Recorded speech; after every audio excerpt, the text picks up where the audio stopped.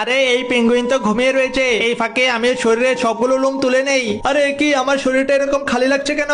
আরে পেঙ্গুইন, তোর শরীরের সব লোম তো আমি তুলে নিয়েছি রে। আরে বদমাইশ বিড়াল এ কি করলো? আমার শরীরের সব লোম তুলে নিয়েছে। আমি এক্ষুনি গিয়ে ভাল্লুক মামার কাছে বিচার দেবো।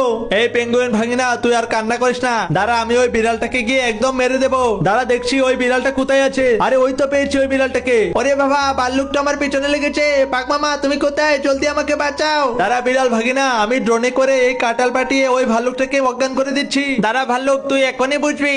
ওই ভাল্লুকের বাচ্চা, তুই আমার বিড়াল ভাগিনার পিছনে লেগেছিস। এইবার আমিও তোর শরীরে লুমগুলোকে তুলে নেবো।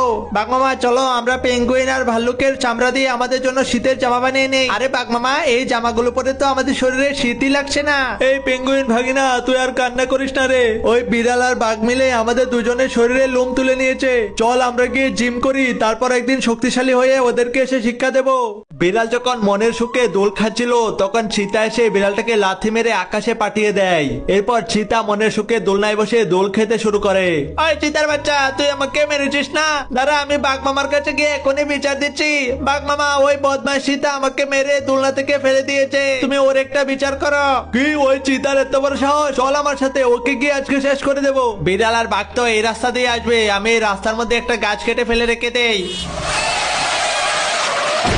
বাঘ আর বিড়াল, তোরা এসেছিস আমাকে মারতে?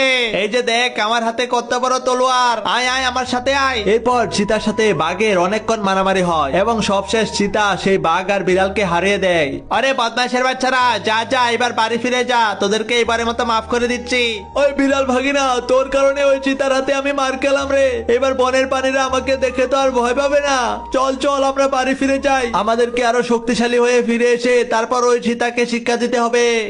ভেড়ার মালিক দেখার আগে ভেড়াটাকে নিয়ে পালাতে হবে। এই ভেড়া তাড়াতাড়ি চল। ওই বিড়াল চোর, আমার ভেড়াটাকে দিয়ে যা বলছি। এই ভেড়া, তুমি ঘাস খেয়ে নাও, তারপর তোমাকে নিয়ে জমি চাষ করতে যাব। সুন্দর করে জমিটা চাষ করো, তারপর এটাতে আমি শশা লাগাবো। জমি চাষ করা হয়ে গিয়েছে, এবার এটার মধ্যে সবজি লাগিয়ে দেই। সবজি খেতে পানি দেই, তাহলে আমার ফসলগুলো ভালো হবে। এই যে ভেড়া, দেখো কত শশা হয়েছে। চলো এইগুলো বাজারে নিয়ে বিক্রি করি। তুমি তো সারাদিন অনেক কষ্ট করেছো, নাও এই দুধটুকু খেয়ে নাও। দাও দাও, আমাকেও একটু দাও, আমি খাই। কাজ করে তোমার শরীরটা তো অনেক নোংরা হয়েছে। দাঁড়াও, তোমার শরীরটাকে সুন্দর করে পরিষ্কার করে দিচ্ছি। এই যে ভেড়া, তোমার তো মনে হয় আরো ক্ষুধা লেগেছে, তুমি পেট ভরে ঘাস খেয়ে নাও। এবার আমি এই ভেড়াটা থেকে ওর শরীরে সবগুলো লোম ছুলে নেই। হা, ওই ভেড়াটাকে তো আমি ফ্রাই করার ব্যবস্থা করছি, তাই তো সবজিগুলো কেটে নিয়েছি। এই যে ভেড়ার মাংস রান্না করবো এখন, সেই স্বাদ লাগবে খেতে। আরে বাহ, ভেড়ার মাংস খেয়ে তো সেই স্বাদ লাগছে আমার। এবার ভেড়ার লোমগুলো দিয়ে আমার জন্য একটা জামা বানিয়ে নেই। ওরে বাবা, ভেড়ার জামা পরে তো আমার শরীরে সেই আরাম লাগছে।